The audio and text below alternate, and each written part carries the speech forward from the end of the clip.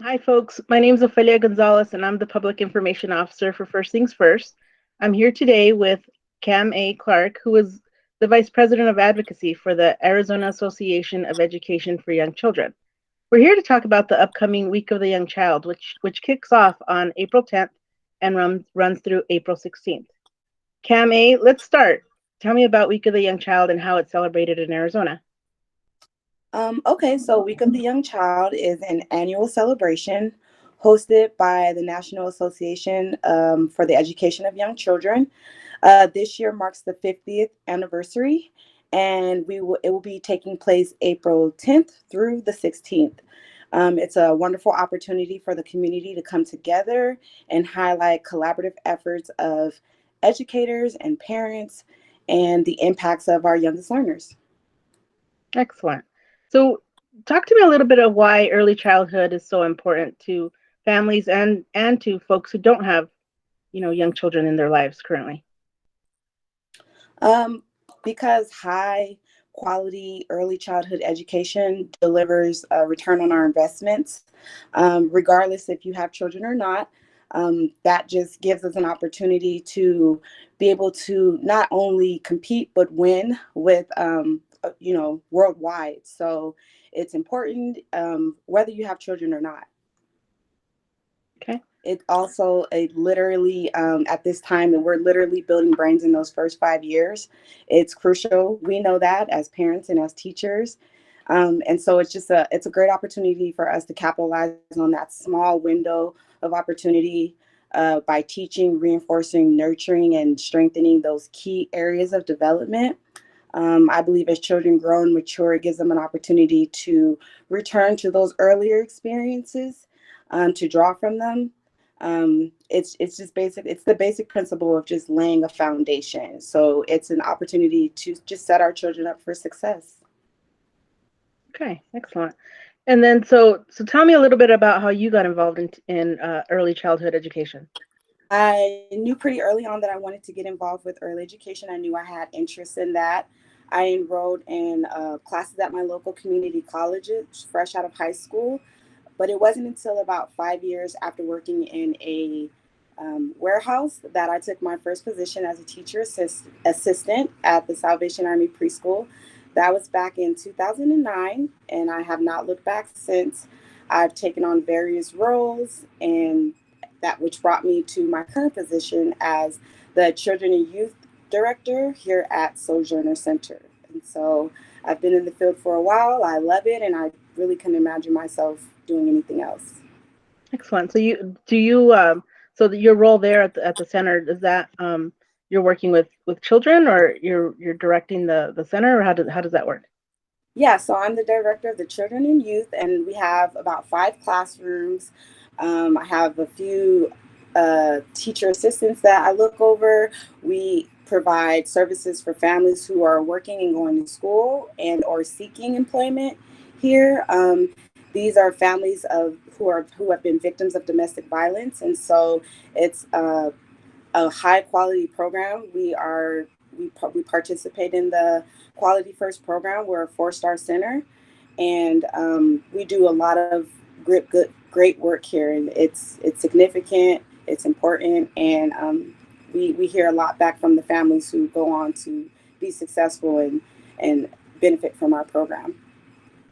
Okay, so this question kind of follows that up, in terms of, how can families of young children support those high quality early learning experiences and environments, kind of like what you have going there at the center.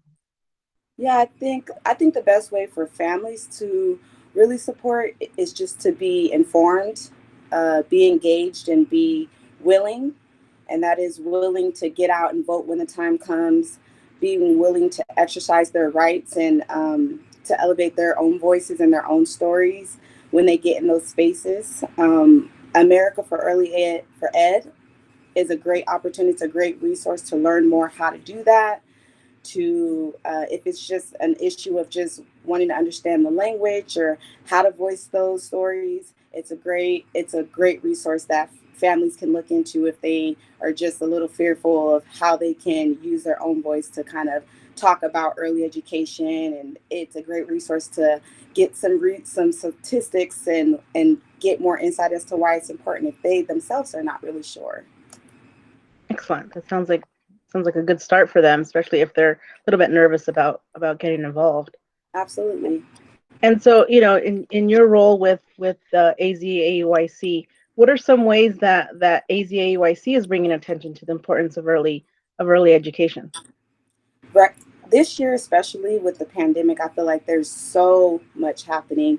A lot of us keep saying that the spotlight is on, and the time is now. And so this year we hosted our third annual public policy forum, in which the public was invited to join and explore local and state resources. And we talked about creating vibrant communities. We've also took an active role in advancing equity in ECE this year, specifically by partnering with our sister affiliate, SASE, the Southern Arizona AEYC. And we had candid discussions, just open conversations about historically marginalized groups and how to combat that. And so that's just to name a few, but there's so much work being put forth right now to bring and elevate the voices in the field of the families and to bring attention to the ECE. It's ongoing. Excellent. Thank you. And so, what message do you hope the public takes away from this, the week of the young child? I hope that terms like daycare and babysitters are just eradicated. They are no longer relevant. They no longer they apply when referring to early childhood education. Um, the pandemic has no doubt it's brought about a wealth of pain and struggle for us as a nation, and so it's important to know that through all of that, our educators have persevered through innovation and through strength and tenacity. They've shown great tenacity, and our work is simultaneously difficult and rewarding. And it takes special individuals to carry out these missions. And so I hope that the public understands the worth and supports the mission.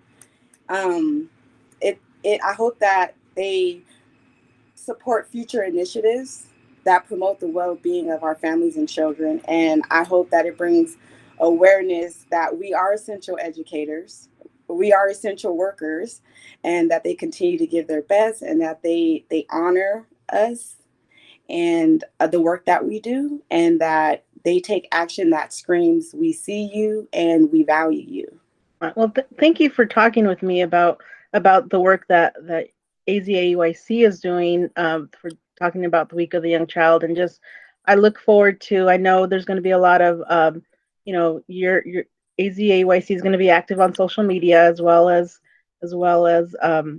first things first. So I encourage folks to kind of look for that hashtag WYOC 2021 or 21, and and just see kind of all we'll be highlighting the several organizations and things that are happening throughout the week, and highlighting early childhood.